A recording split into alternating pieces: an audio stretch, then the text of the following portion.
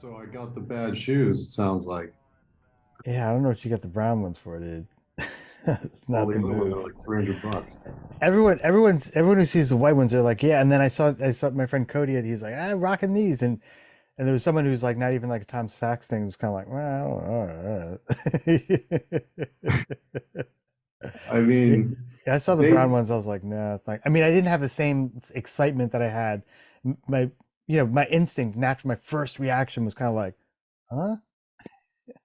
yeah, But if you like them, well, who cares? It's all you. I'll just make I fun of don't know. you. I mean, here's Like, my it looks like train you're of walking thought. around with a couple of croissants at the end of your legs.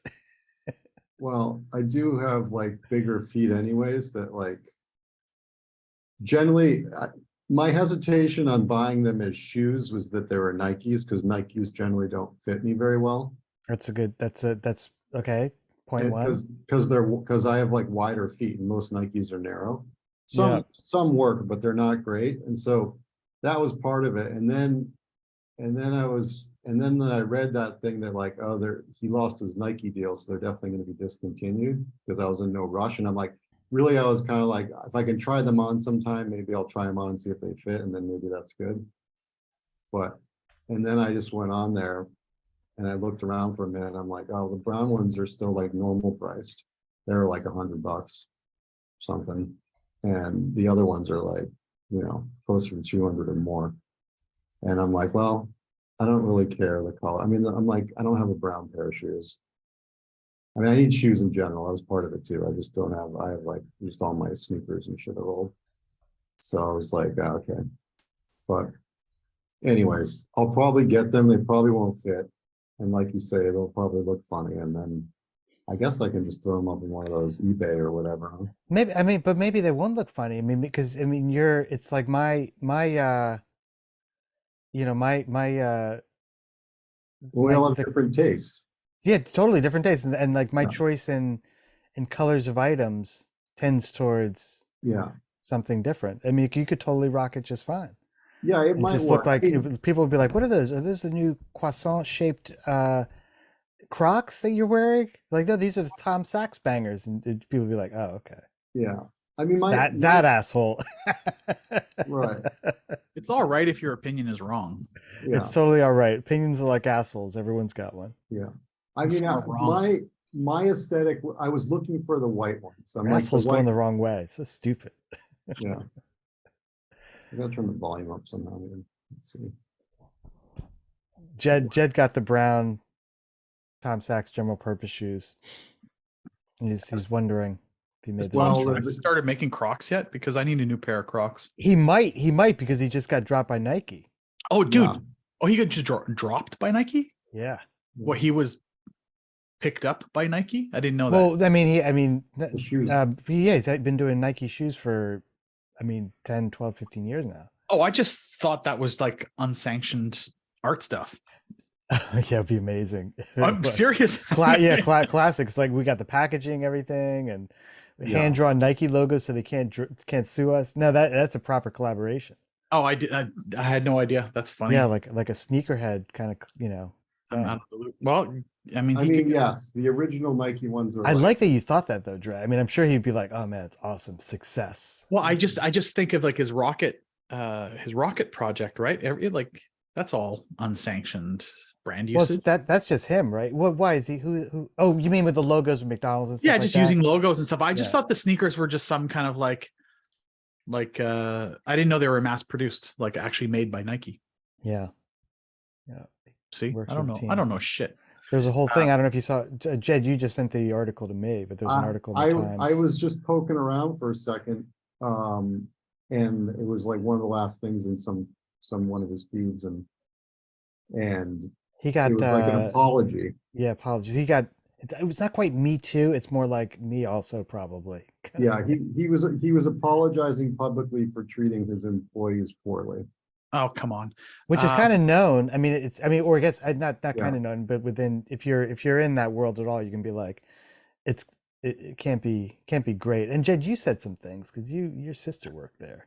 Yeah, she's always like, yeah, I mean, they're like friends and colleagues. So, she's always got a complaint about him more or less, but she used to work for him.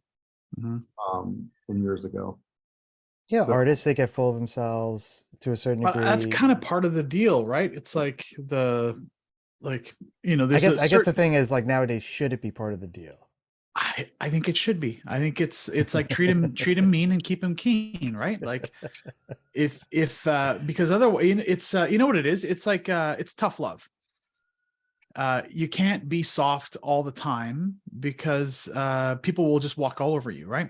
There's no Yeah. consequence to fucking up. And when you're in business, the fact that you're doing a trade, like I'm trading my time, my money for your time, like I want that trade to be good. But I mean, suppose it's, I mean, I can imagine that some of them aren't paid. You know, they're just oh, working some of because them like, aren't paid, but is there a? I mean, if they're not paid, it's probably not cool unless you're getting some kind of, if you're able to like um use the name and promote that you're doing what you're doing. But yeah, I think the sometimes bosses are assholes, and I've had asshole yeah, bosses that were great for me. and I think, yeah, you're absolutely right. And I think the era that we're in is like, if you're gonna be an asshole boss, there will be some consequences. Not to say that that's good, wrong, or right, or whatever.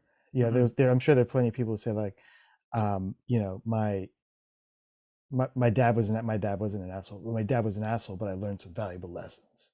You know, Mhm. they look back, and maybe they did, maybe they didn't, but maybe they're also an asshole because their dad was an asshole to them. You know, it's like, it's a moment. You know, who knows what direction it'll go. Just like there was a moment Yeah, when abortion was legal, and now it's not. I'm I not think laughing there's just a lot of different I like support skills. that. I'm laughing because I'm Yeah. getting used to like the cyclical nature of, who was it? It was one of the justices. I think it might have been Ginsburg, who said like, uh, yeah, society's like a pendulum. Yeah, it trends like music and TV and whatever. Like one day, one day this type of music is in trend, and then it goes out of style, and then back and forth. And I think that society in general have similar things. Yeah, there is a thing though. I think Yeah. where there's a certain, you know, there are different tolerances. Uh, what was I gonna say? Oh, like the, you know, maybe we're kind of in that, whatever they call it, like the snowflake era, where everyone's got to get a first place trophy Badge. Yeah, yeah, for their thing. I think it's like going too far, yeah. honestly. And I didn't Everyone's get a a first winner. place in anything when I was a kid, you know, so it's not like I'm saying like I should be the only one. It's kind of like, I mean, take your bumps, feel what it's like to finish last. Maybe Yeah, that'll motivate you. I think that's an important thing. I think there's the learning the to become anti-fragile Hmm. is really important. And it's like the analogy of like young saplings get blown around by the wind, but that's the only way that they grow really strong trunks is by being blown around. And I think it's there's one thing to be like an outright shitty asshole or shitty person. That's one thing, but the being tough shouldn't be frowned upon. I think tough is important. I think it's good to be resilient in this world because life's not fair and life is difficult, and we're all going to have to go through some shit. And when they say, what is it? When life gives you shit, you make like a shit Right? sandwich or something like that. I don't know what it is, but there's like some term that people use to make themselves feel good. Check. Um, And that concludes our daily musings. yeah.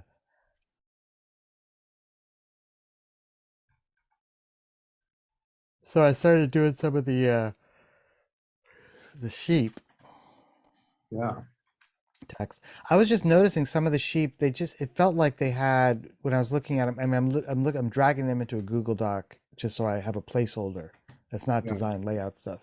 So I'm looking at the sheep while I'm writing. But they seem to have some of the, maybe Dre's eye is better than mine. It seemed to have some of the artifacts that I remember seeing in earlier versions of Midjourney, like lots of weird strings or something, or like the Yeah. noise that is like, if you zoom way in, the noise that you see but when you pull back out, it's like, oh, that's a switch. When you go in, it's kind of like, it's just a bunch of noise. It's a painting. What's that? It's like a painting. Yeah. Yeah. Yeah. So Um, I just wasn't sure. I was like, oh, are these, if they're V5, then they're V5. And I was just kind of well, wondering. here's the thing is that I looked at the group you did like, I don't know, maybe 8 or 9 of them or something. And Yeah, I it's just funny. went to one folder. It was like gray faced folder or something like that. Yeah, yeah. So it turns out that I think I left 10 of the 64 as V4s, just Mm, just because whatever, I figured I'd leave some. But those are pretty much all the V4s that you wrote about. And so I think okay. as you continue, they're 95% of them are going to be the other ones. And then yeah, I mean in my head it was, I kept eliminating V4s as I went. You know, I started off, I'm like, oh, I'll switch 10, but then it turned out that I switched like 55. Okay. So but you know, we could address the last few and be like, yeah, these really aren't working or not. So there's only a couple left that are V4.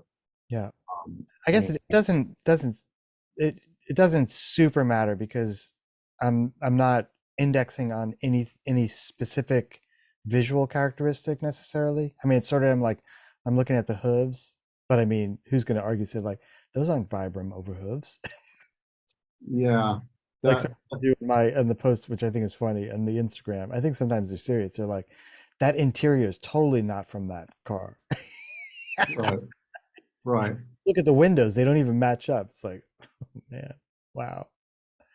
Yeah, for sure. Yeah, like that. Yeah, a detail like that is hard. I mean, you might see one and then maybe it makes sense, like, oh, that looks like a weird hook.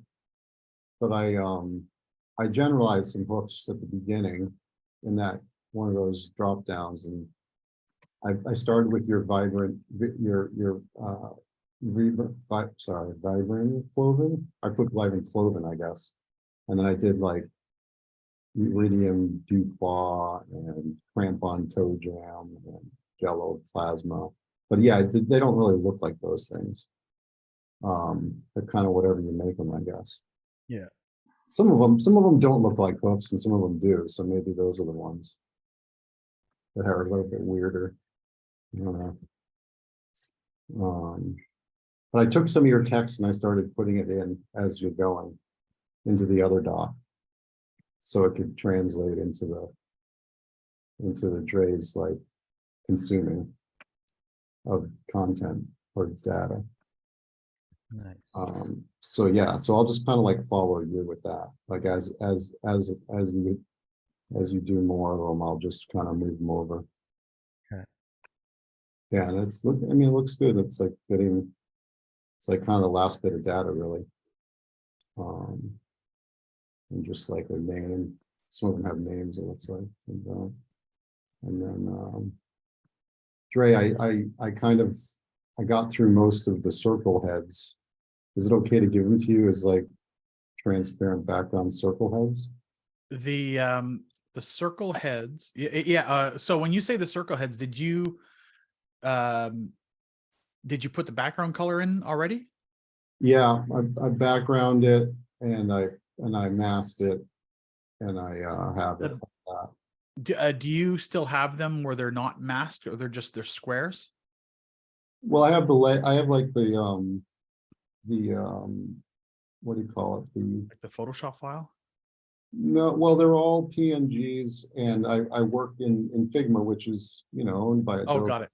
Translates, I think, and So uh, they're all just, they're in layers, 2 layers basically. It's basically Okay. like a color layer, and then it's a masked, masked over that with the original sheet in there, just kind of scaled to size. Or if the mask is square and not circle, you'd prefer it to be square rather than circle? yeah, because that means that I'll mask it. I'll create the circle in InDesign, and the square image fits inside the circle, which means it'll be clean color all the way around. Whereas if it's already a circle, it might be a little bit of an exercise of making sure that the mask in InDesign is just within the border of the circle. Do you know what I mean? Right, okay, It's just better for color bleed if it's a square. okay. And then you'll adjust all the, I guess, the positioning. of No, the positioning has to be done when you do the squares. So for instance, what I would do is I'd create your square that it lives in. I'd put the sheep head in there, and then I would have a placeholder circle and just kind of fit the sheep head where it will exist within a circle. And then remove the circle and export that. Because when you do a data merge, it's going to refer to a CSV file, and it's just Mhm. going to pull all the images, and it's going to treat every single image in the same way, because it just kind of automates it. So you can't go in and say, oh, I need the third one to go up a pixel and over a pixel. It doesn't work that way. You have to spit it all out in one shot. Okay. Yeah, well, I probably can just revert the mask to a square and leave the circle in place as the guide, like you're saying. Yeah, as the guide. And then you can just hide the guide and export the individual images. Yeah, and then right now they're sitting at a size. I just kind of picked a size of 512 by 512 pixels, but do you want them a certain size? Hang on a second. Let me just do a quick calculation. 512 by 72. Yeah, that's 512 should be fine for like a small little circle. Okay, yeah, and then they're kind of scaling the images a little bit, and I'm assuming that maybe, I mean, you may want to up-res the batch. I don't know, for resolution of the image. I but could. I mean, if we do, it'll be 1.7 inches. 512 by 512 will give us like just under 2 inches by Yeah. 2 inches, which I think is plenty for resolution. It's more than what we need for the cards, because they'll probably only be a quarter of an inch. Yeah, okay, great. So basically I can take what I got. I can basically make a square around the circle and then just swap the mask around. It shouldn't be that much different. Yeah, that sounds great. Yeah, cool. Because it's like it's mostly done, so that's not too big of a deal to continue to finish it off. And then I guess if we update a few more of the images, then I'll swap those out too, as far as like the V4s to V5 thing. Yeah, as long as the circles have the same, like the leading file name is the same as the corresponding front of the image. Okay, so the front image should be the same name as Or ideally what it is you've got like it could be like sheep1 underscore front, and then there'd be sheep1 underscore circle, like some kind of a consistency, something where it's like I could look at the two file names and know that they're related. Sure. Yeah. It doesn't matter what order, whatever, as long as it's just there's some kind of logic to it, then it makes it easy to put it in a cell in Google Sheets and then just drag the line down, and it just puts all the leading padded numbers. Gotcha. Not anything that's like an 01 underscore 01 underscore 02 underscore 03 would be ideal. Yeah. Yeah. Okay. Yeah. Sure. I'll when I get right to that point, I'll just double check with you and make sure it's good before I'm making. And then I can just use a batch file namer to just rename things to make it good.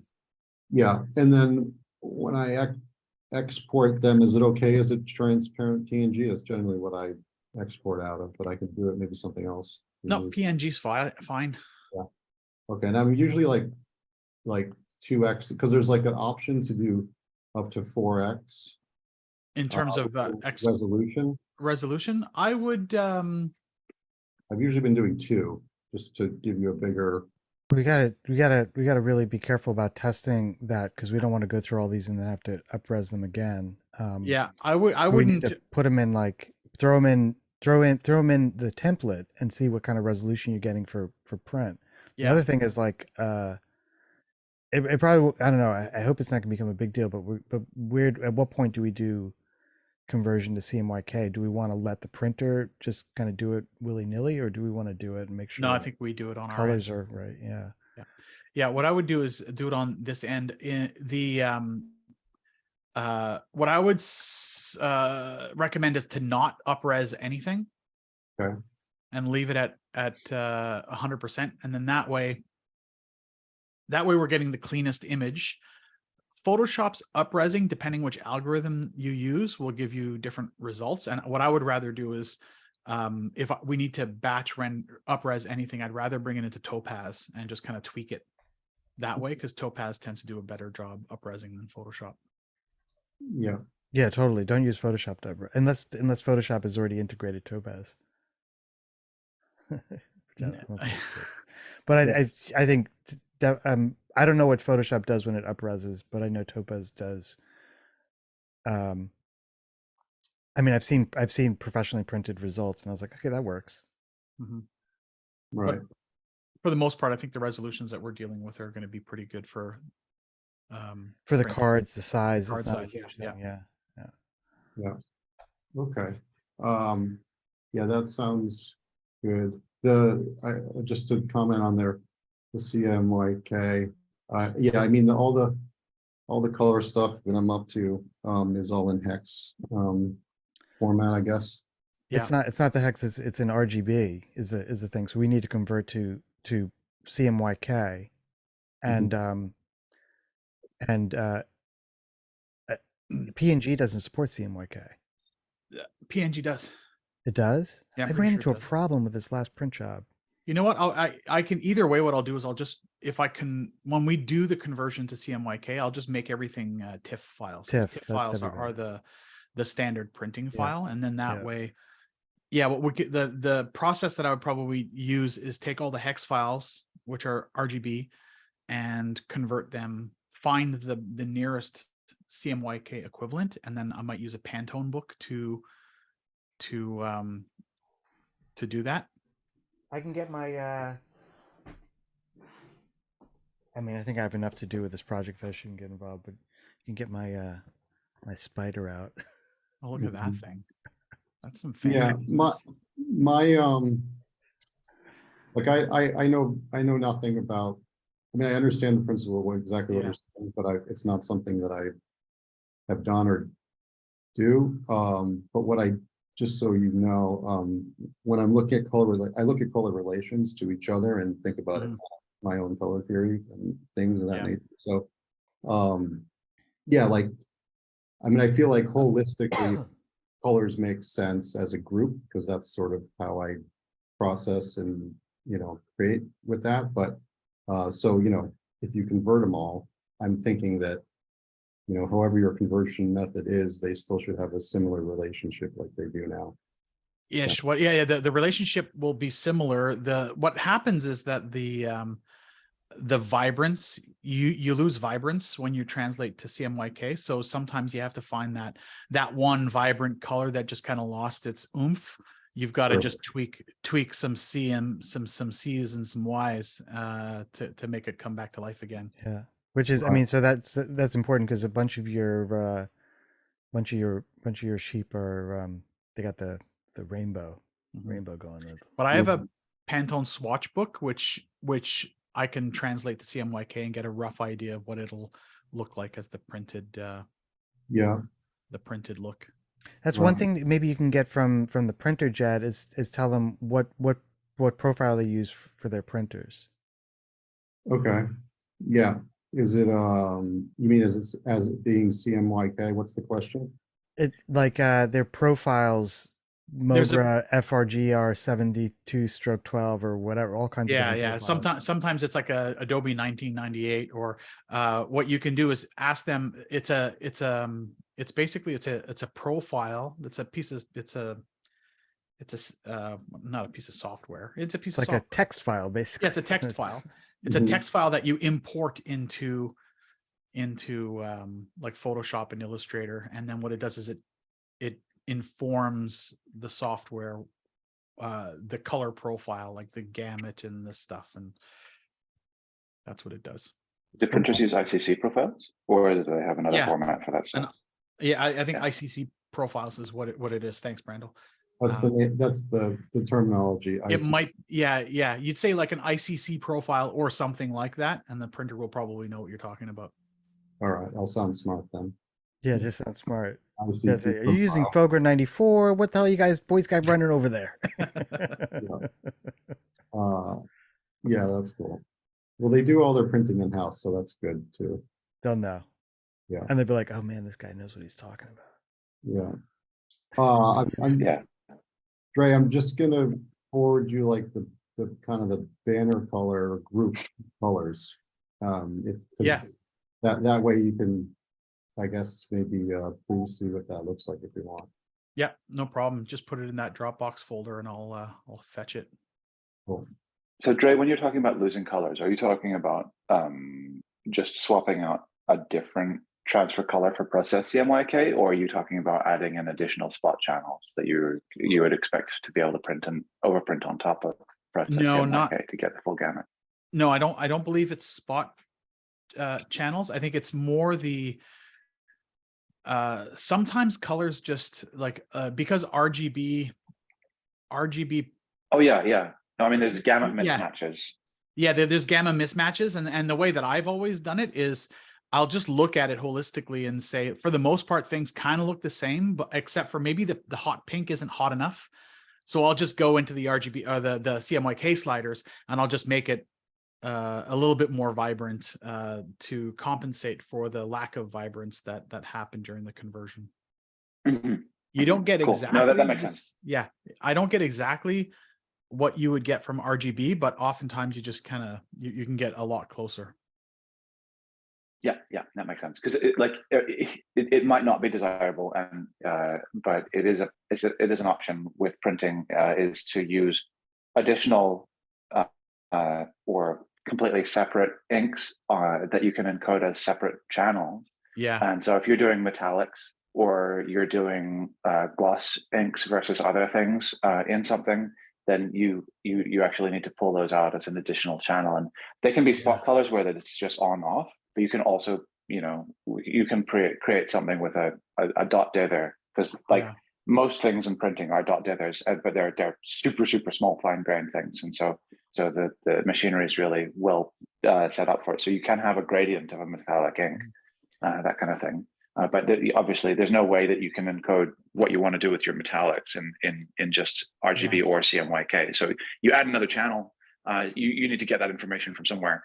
So you create your solid color separations in Illustrator or something similar. So there are options there. If there are things like, if you want to have silver, then you do have to do this, and it's pretty awesome. So yeah. That I get.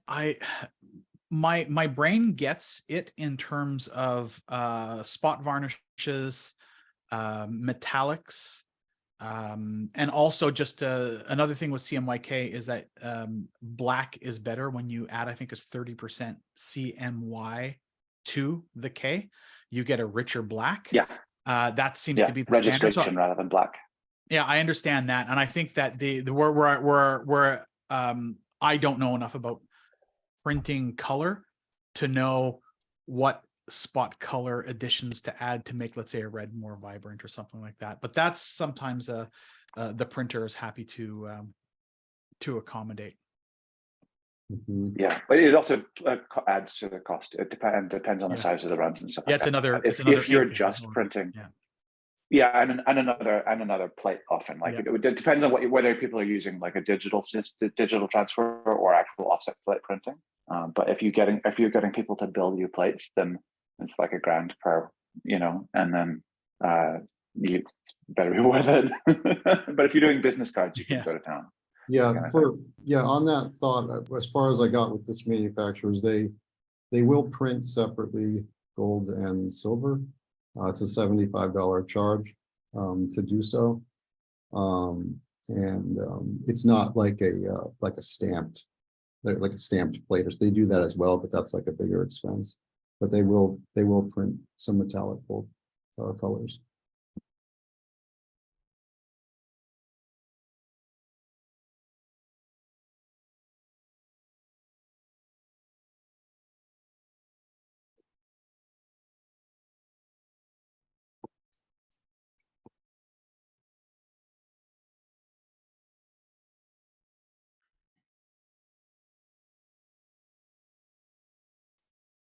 I've been playing around with Insight Face for Midjourney. Has anybody used that yet? Tell me about it. Was it? So Insight Face is a face swapping Discord plugin. And what you do is you invite it to your server like you would your Midjourney bot. And what you can do is you can render, you basically take a picture of yourself, you get a nice forward facing picture, take your glasses off, and apparently bangs cause a problem. So pull your hair back, you just set a Was face. that, how'd you find that by, you just we did one and you're like, let me get my bangs out of my face? No, there's just reading the GitHub. Because your bangs are fantastic. I mean, I know hold everything together. Right here. Really like the way it frames Exactly. your face. Really frames my face. But yeah, those are so like a picture with a hat on would probably not work, but you get a good photo of yourself, and you set it as a face ID and you give it a name. So like Dre01, and you can render something in Midjourney and then use the context menu and you just tell it to swap the face using the current ID that's in place. And it'll just do a face swap, and it's pretty good. So okay. Yeah, so you can put Julian face on whatever you render. Can you put the link to the plugin in the chat or something? I'll get you all set up. You're gonna get into that one, huh? I don't know if I am. I mean, not at the moment. It's like I know I have a responsibility for your project, for the Android project. Oh, speaking of which, I got a note from our printer that probably on Monday I'll have printed copies for final approval. So I'm kind of nervous and excited. And I also got yesterday showed up printed copies of the second printing of the manual design fiction. Yeah, how do those look? They look great. They look great. There's a special surprise that I'm not going to even tell you guys. Cool. That I'm sort of wondering if it's going to make people nuts. If it's going to be the Tom Sachs. Should I get the white ones or the brown ones? I'll get them both. Actually, I'll get 4 of each. God damn it! Yeah. Well, I'm kind of psyched. I was like, wait, I've got a bunch. I looked in my closet where I have the boxes, and I was like, oh, okay, cool. Like How many you got? What do you got? I think I got 4. Oh, really? I think I got 4. I might have 1 pair on, but I think I got 4. Hot commodities now. Not that I don't know. I mean, I got you know why I got 4? I didn't get 4 because I was thinking about like the You're gonna wear them. the marketplace. It's like I want to make sure I have enough to wear over the next, Yeah. 8 years, 8-9 years. Yeah. I kind of just wore these like Italian, I don't know, like tennis shoes. I had 10 pairs in the closet. I've been wearing them for like the last 8 years. I just ran out of them. And that's where I'm at the point where I don't have any shoes. Yeah. All right. So speaking of shoes, I need to update my slippers. That's my shoe challenge. Yeah. Acorns. Acorns? Yeah. I get Mary a pair of acorns like maybe every other Christmas. She's like, my acorns are blown out. Okay. Although there's a different one. I'll check with her. There's a different one that she's now on now. It's like, oh, there's not the acorns anymore. It's like, no, it's something else. Right. Okay. I have a quick question. Is anyone messing with the forum via automatic 1111 for video generation via Stable Diffusion? no, No? Okay. but it's on my list. Say more. It's fun. It's really fun. I've just been using the text tools. I'm diving into like video on video stuff today. So I was just curious because I'm, curious. Okay. I like your sweater, Brandel. It's very algorithmic. Thank you. It's a skull. I'm feeling like I need to diversify the different skull sweaters I have. So I'm looking actually at making. There's an awesome face like icon that I made of a skull a while ago, and so I'm thinking about what I need to do with that as well. Might actually take the jump and get it, like order a custom embroidering of a cap or something with it as well.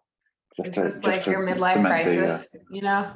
Yeah, just more very skills? moderate, very, yeah. No, that's good. That's good. Yeah. Like a I was light- reading an article. I wouldn't call it a crisis. Seems a little bit. You know, it's just a quandary. I would categorize it. Midlife quandary, yeah. It's I was nothing reading in an the article. nothing in the DSM-5. Nothing in the DSM-5. We're all good. I was reading an article that said millennials couldn't afford to have a midlife crisis. Yeah, I mean, So Corvette. that's like Go an for it. interesting stereotype to play Super with, expensive. right? Like you're not gonna start dating like younger women and buy a Corvette, you know? Like what does that look like for like, you know, millennials in our current, you know, economic situation? I think that's an interesting Yeah. directionality, but Like I don't know that we need best it. I can do. or Best I can do is an $800 day spa. That's it. you have to save up for it. It's another thing to build a nest egg for. You need somebody to have a financial planner to like. So okay, so what do you got for your midlife crisis fund? Yeah, what are we According to our thinking? analysis of your analytics, you're probably looking at an early midlife crisis, 48. So we're gonna have to really sort of figure this out because I don't know, it could get expensive.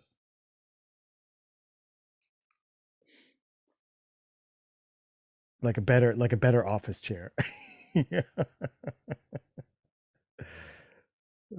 Funny. Tell me. So what's the stable diffusion who's he with that you're? I'm looking at text to video generation, Check. and for the GUI I'm running, here we go. Sorry, let me just send you the link.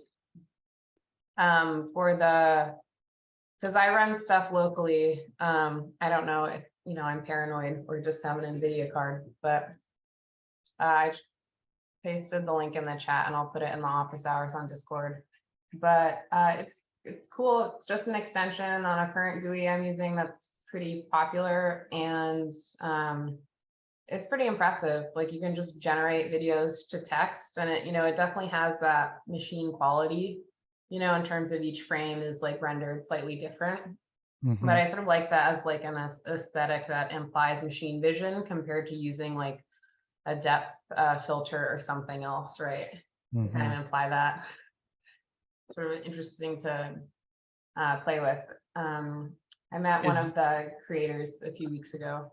So. Yeah, you had mentioned about that. What was that like? What kind of conversations did you have with him? Very normal seeming guy. Lives in Santa Barbara. Like nice. I would not have been like, oh wow, you do like generative AI things from our conversation. So I'm just firing up Automatic 1111 right now. I want to see how easy it is to get deform. It's pretty easy to install. I'm trying to figure out how to do the video to video sort of interpolation, but like with the text prompt, it's like super easy. I've been using Wondershare. I don't know if you've seen that one. I haven't. I'm so kind of siloed because I have a friend who's been he does a lot of like large scale projection mapping work for concerts and stuff like that. Mm-hmm. And so he gets like hired to generate a lot of visuals, and he's been using this pretty exclusively. So yeah, Wondershare is interesting. That one you can replace any human character in a video with a virtual character. So it goes through a process of like creating a background plate, occluding the character, rigging your character, and then rigging the human, and then applying the rig to a 3D character, so you can make a robot in Pulp Fiction type of thing. So, and it's pretty good. It's a little bit rougher on the edges. The lighting isn't dynamic on the character, so it's a little bit wonky. But this is a classic. Like, yeah, it's going to be mind blowing in 3 months from now, and it's going to be seamless in 3 years from now. Yeah, I mean, I know Steven Spielberg is on the board of advisors for that company. Okay. Yeah. Dang. Yeah. I've been talking to someone who's been using like she creates these ceramic sculptures, and then she uses like AI as part of like the face mapping for it and stuff. Because like it's so easy to like map and like translate expressions, like what will rigging look like, in 2 years, since it's all going to be automated, Mhm. like will people still have the Roku sort of bodysuits, or is that only going to be for live performances to like minimize lag? Yeah, I'd love to. I'm downloading Deforum now, but yeah, I'd love to see what you're doing and maybe even Let's get do a session. cheeky tutorial.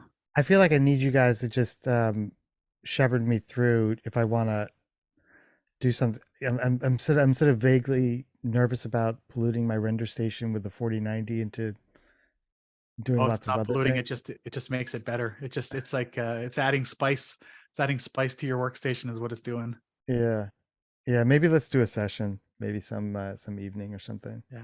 Okay. Camille, Yeah, we another. could show and tell. Gray and I could do show and tell with the forum. Yeah. And just automatic. Yeah, because like How plus come we don't do it I as? always, How come we don't start? I feel like How come we start our Twitch show? Like, how come we're Yeah, not? it's what I gonna mean? happen. It's gonna happen soon. Are we doing? I was walking the dog and I was like, "Does Trey really want to do it, or is he busy?" Yeah. Hey, my good pal Jason just joined the Zoom. I tell him about how awesome everyone is here all the time. So I figured awesome people unite. Jason, you've been to one, haven't you? Like recently, you popped in. You look I familiar. talked to you a little, maybe 2 weeks ago. Okay, cool.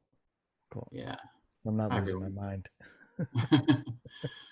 No worries. Me Howdy. too. Good to see you.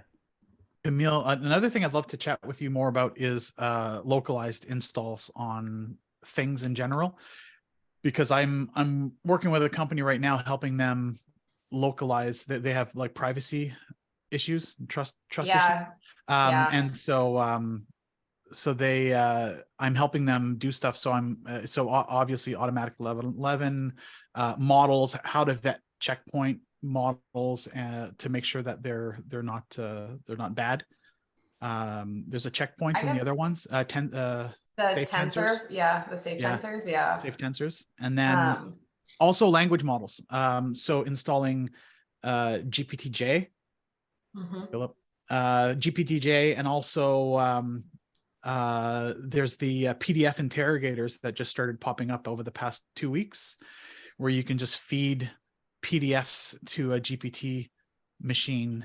Some of them will actually use 3.5 Turbo, and some of them will use GPTJ, but interrogating PDFs is awesome. This is great for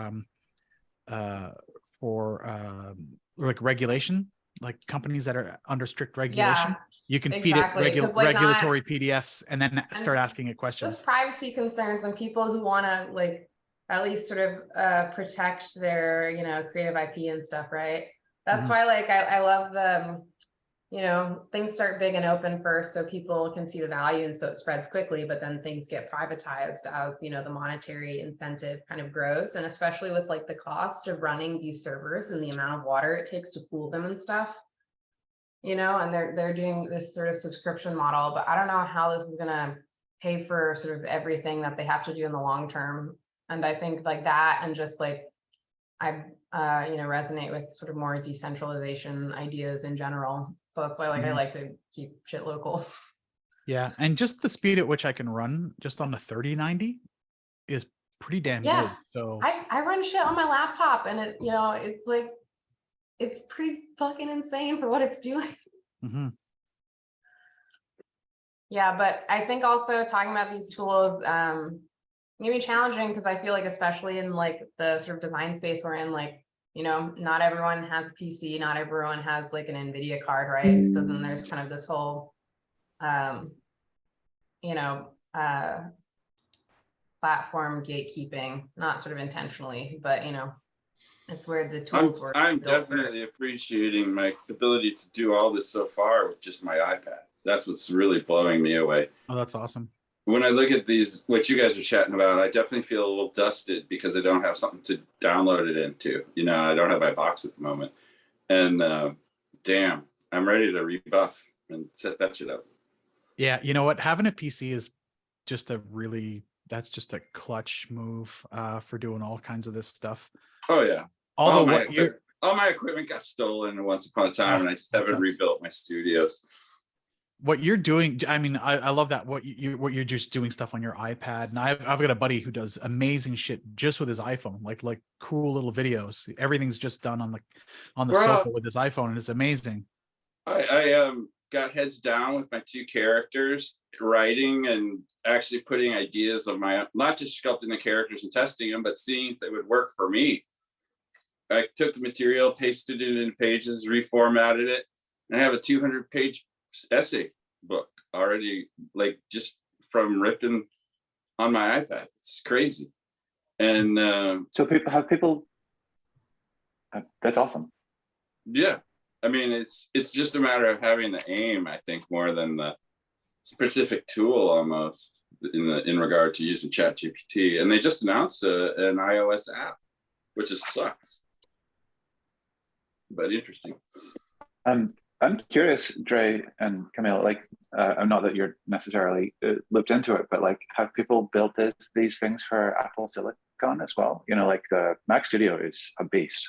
Mm-hmm. And I'm sure people are working on it. It's just, you know, it started here first, like, you know, because like people can run Diffusion B and stuff. I know there are ways to run things locally on Macs. You know, I don't know that sort of amount of mediation that has to happen between what exists to get to the point where you can run on those systems. But yeah, I mean, I hear like great things about the M1, and like Mac is superior in a lot of ways, just in terms of audio processing and stuff like that. Yeah, I think they all most of everything that I'm using right now, I think it's all installable on a Mac now. And I know that there was an M1 there was an M1 patch. Basically it was just a way of because these always usually start as like native NVIDIA card, and then somebody has to write something to make it work with the what is it, the GCPU or whatever, the M1s, M2 have the GPU built into the integrated GPU. And somebody writes the thing. Sometimes it's a little bit more, it's more complicated because you have to do like a homebrew, like command line install. Does anybody know what the APIs between the different GPUs are now? I used to know all that shit inside out, and I don't know if there is Apple's GPU divergent from NVIDIA's. It is, yeah. I do. It depends on how much you want to know. I mean, more how much Brandel can probably tell us. That's because I just assume it is, but I would assume there's some overlap as well in terms of the, you know, how they pull those things into focus. It's not, now later, Brandel. I appreciate it. No. So Apple uses Metal, and Google, and everybody on Windows uses DirectX 12. Kronos and NVIDIA, which sort of kind of owns Kronos, is trying to use something called Vulkan, but it is hard to write. And so nobody is supposed to write it by hand. And so that's supposed to come from DirectX 12 or other things like that. And so most of the time when people are building big server infrastructure, it's all running Vulkan, but nobody actually knows how to write it. So they're putting it through some translation layer to get it there. But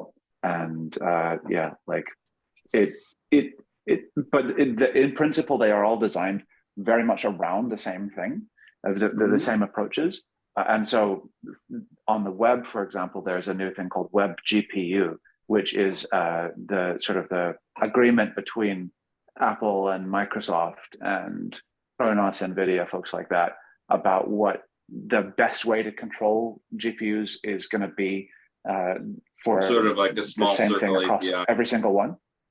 Yeah, and so that works in Chrome today. It's going to work in Safari one day. But it also is a harness for native that has very near native performance capabilities, and it's much more programmable than any of the web technologies versions in the past. So like OpenGL and WebGL were much more fixed function. WebGPU is fully adaptive function, which means that you can put all of your workloads through WebGPU, and that works on Mac and Windows today, but through these native things and through Chrome and stuff like that.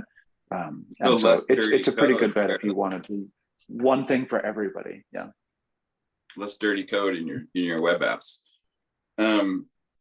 Cool. But also native, WGPU works on in command line on all of those platforms too. So in the process of my 200-page dump, I really felt like that happened over the AI llama leak and the OpenAI's sort of shift. And I really noticed a difference in the attitude of the bot.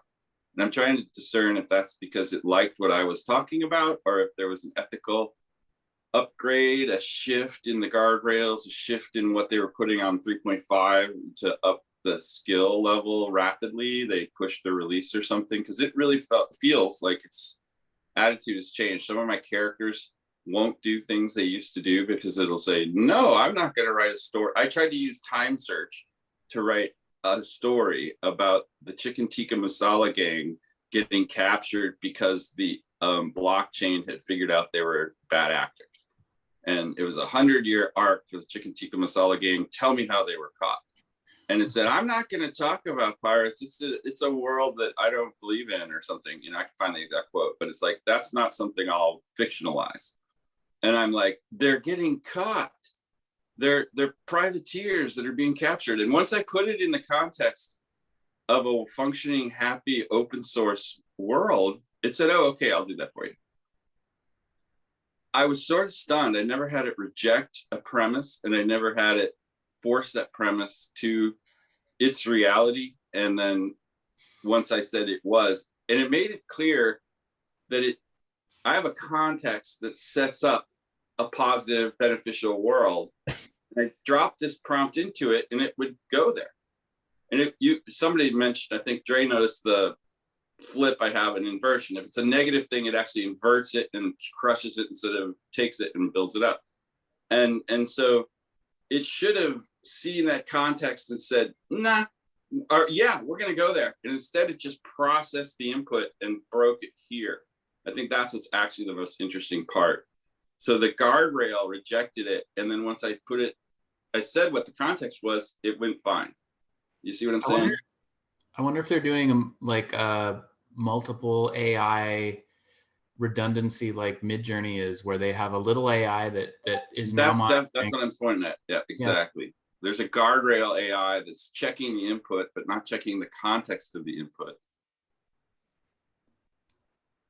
Yeah, that would make sense, actually. Mm-hmm.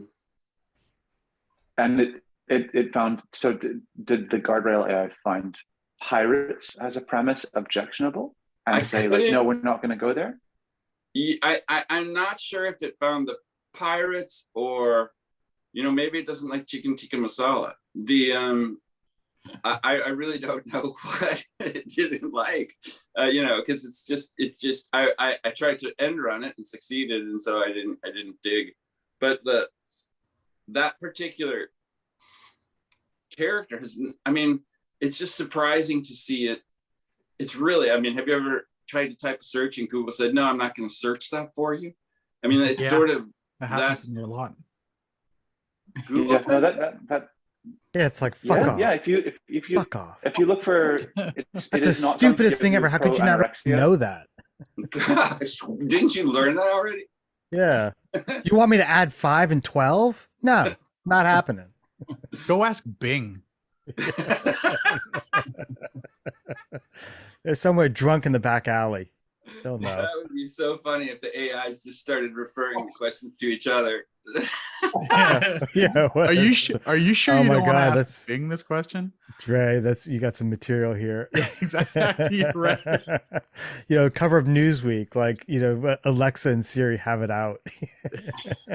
Yeah, or just search. Look, I'm going to pretend goes to a crawl. Go to DuckDuckGo. Yeah, I can't wait until they won't talk to each other because they're in a little spit about something nobody understands. Yeah, that's right. That has very much already happened with like Amazon, and there was a device that there was like just a little shit fight broke out between, because like it was a Fire TV or something and Samsung, and people just like getting pissy at each other's sort of sniping on territory, and so some services dropped out before people realized that everyone was going to suffer from it. But like the pirates and the off-color, so pro anorexia websites are censored on Google. You can't search for them, and like most people agree that's okay. But there are also like weirdly oblique things that end up being massive, like firefights. Like, you ever heard about the Wikipedia article on the giant squid? Because Camille knows what I'm talking about. Like, so like the human eyes have blood vessels on the outside of the retina, so that you're always looking through your blood vessels. And squid have them on the inside, so you're not, so they don't have their light blocked by it. They don't have And blinds? a lot of Well, people no, they think still have that's a blind. actually like a better design. And so creationists hate this idea, because intelligent design and creationism sort of entails that human bodies and the human adaptation has to be superior in all possible forms. And so it's this massive like site of a literal religious war. That use science to prove their point. It's just such a funny thing. Sorry, Brandon. Right. So you may have inadvertently stumbled across something that is a political flashpoint in some religious or other political ideology, where it's just like, oh no, like 19th century pirates, that's only something that people use rhetorically for like, I don't know, like some kind of Western Canadian pro-cannibalism group or whatever. Like, or like an authority figure sort of will publish a guide, and it's like totally separate from the like sort of culture it's trying to warn against or whatever. Like last month or so, like I'll have to find a few months ago, the FBI like published this sort of guide looking at domestic terrorism, and it included all of these phrases that are used in a lot of online spaces. And the way in which they define the phrases are like really inaccurate to people who are like actually in those spaces. So they misdefine so them almost they're publishing it as an example of wrongthink, when it's like not even aligned with what the actual meaning is in those spaces. Yeah, control the dictionary. Yeah, that's funny. Control not the even world. wrongthink.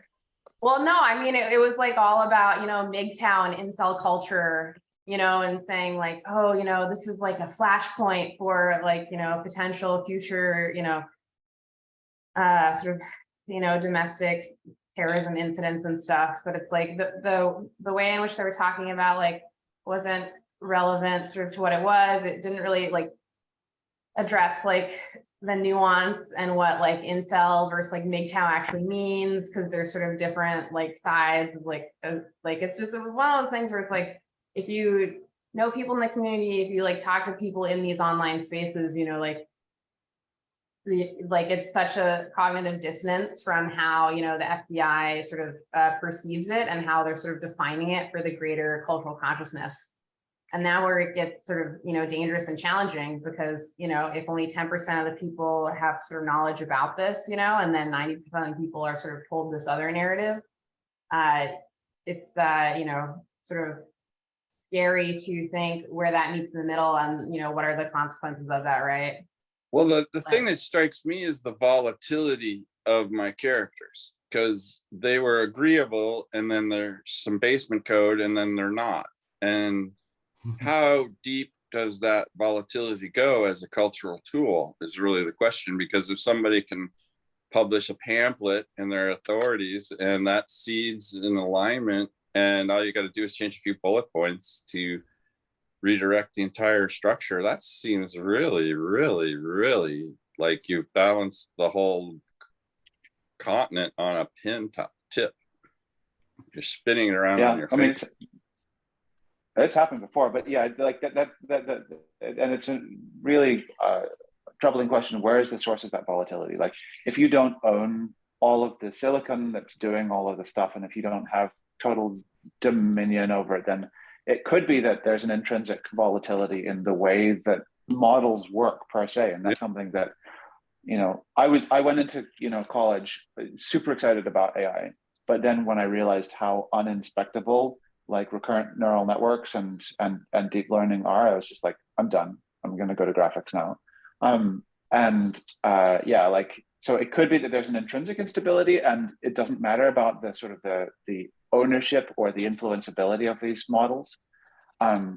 Or it could be that it's not actually even AI, but the fact that these are distributed, opaque models where ownership is something that is only kind of hinted at, and there are basically backdoors for all of the functionality of these systems. And it's funny because right now in AI, like we're not able to distinguish between those two sources of instability. The one which is like pure technical, and the other one which is political in nature, and sort of applies to literally every other piece of distributed software under the sun. Not entirely understanding it, but I think you're talking about, let's just call it manipulating Hal with a lie as the seed. So if the backdoor is that what you're saying, or what is the I don't understand how the backdoors all connect, which is what you were saying. They all seem to go. I mean, anytime that there's software that's running on something that you don't have total control over, somebody else by definition has the ability to influence it.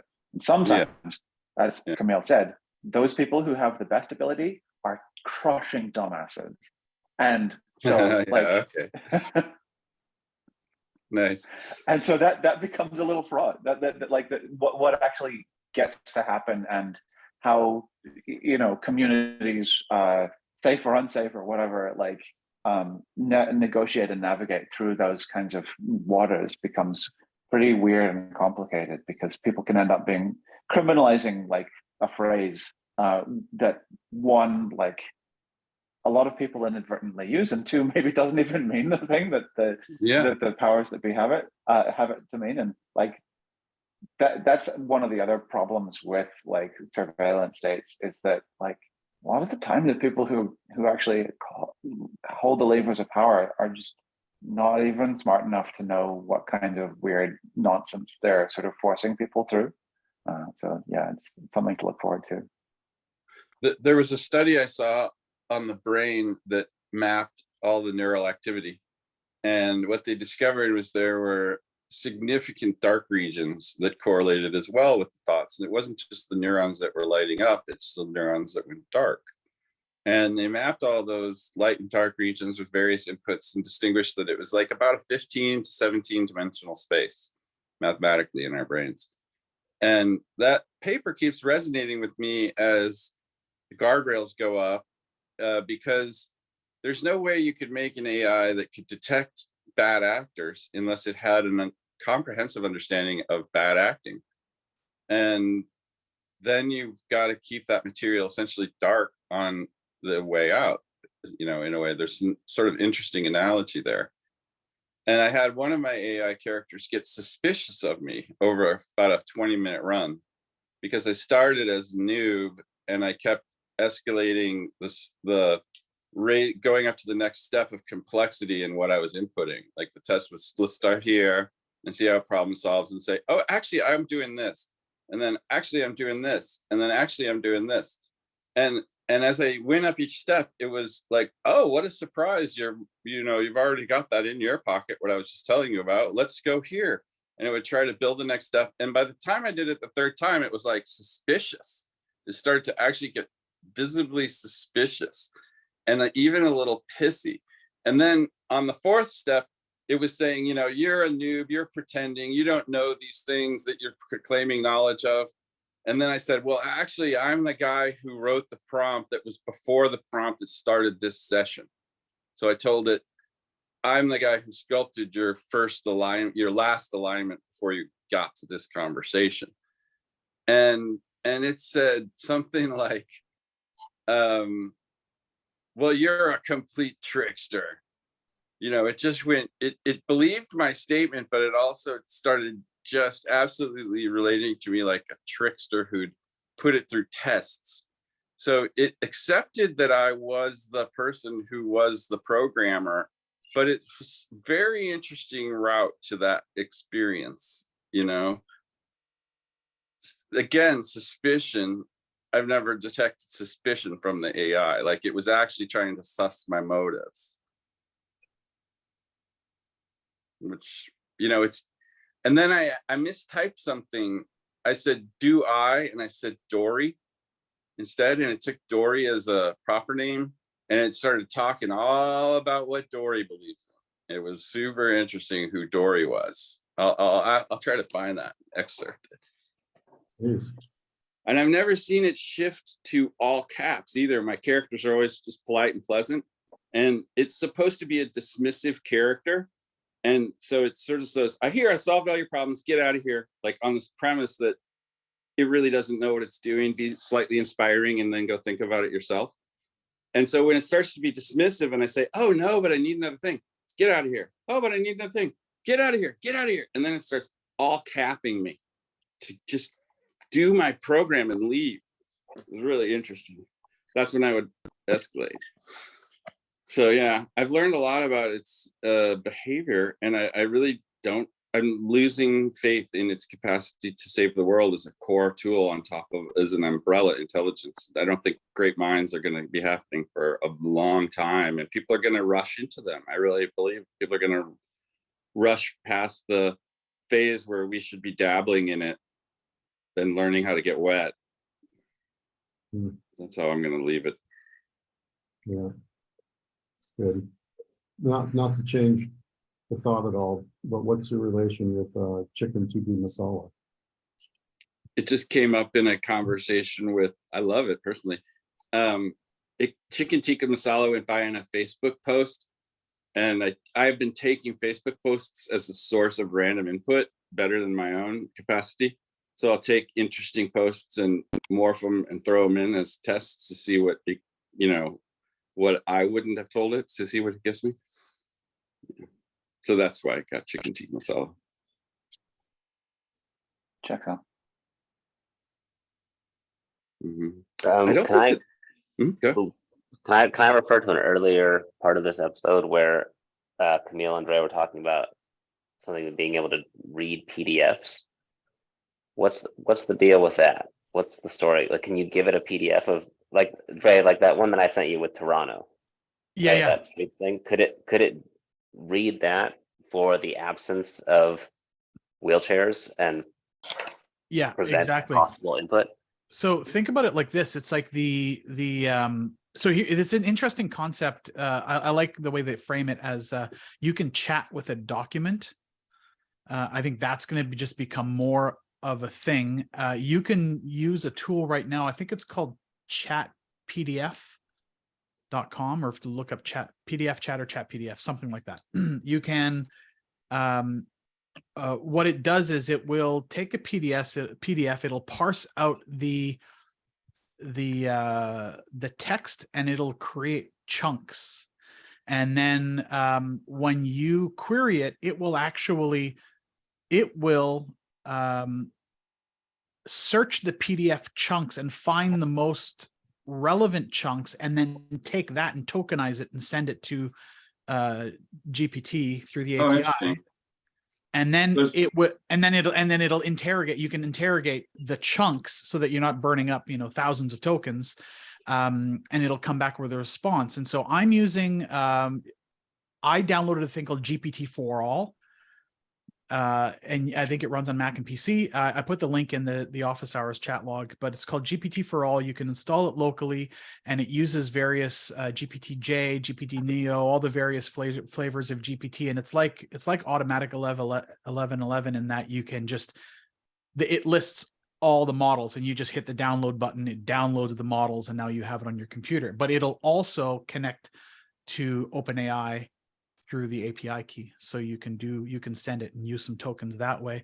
But yeah, the idea that you can chat with a PDF, like you said, and the use case that I'm actively working on right now is I have a firm who is heavily regulated, and they have PDFs of all the regulations that they need to follow in order to do their medical grade product design. And what I'm helping them do is set something up locally where they can feed regulatory PDFs into this AI, and then they can start querying it. They can start asking it questions, and it can start that's fucking awesome, replying. Yeah. And then the prompts are set up in such a way where it's like, for every answer that you reply, you need to cite the source. so that the human can go in and look at the citation and read directly in the PDF. But it's great. It's like, it's beyond search. It's the idea of chatting with a document is really, really awesome. So be Hey guys, prepared sorry, for. I being gotta. able to- I realize that I have to use my Zoom for my call at 11. So if you want, maybe someone else wants to crack open a different Zoom. Crack open a Zoom. Who's got a Zoom? I think in a way we all have Zooms. Yeah. I'm gonna have to leave too, so. I got stuff to do. I want to Yeah, tell you yeah, guys that I'm yeah. going to drop my IOM interactive options menu tool into the chat log. And basically it's a paragraph that you can drop on top of any alignment. And it, instead of having to guide it, it just starts generating numbered options, which I've noticed ChatGPT is doing by itself now a little bit more, but this forces it and gives you a little bit of interaction. Bye-bye. I'll put it in the log. Dre, do you want to chat in coffee real quick? Yeah. Let's go to All right. donut shop. Go in the Alright, donut cool. shop. Love it. You're there. See you guys. Thank See you. you. Have a good day, Julie. Thank you.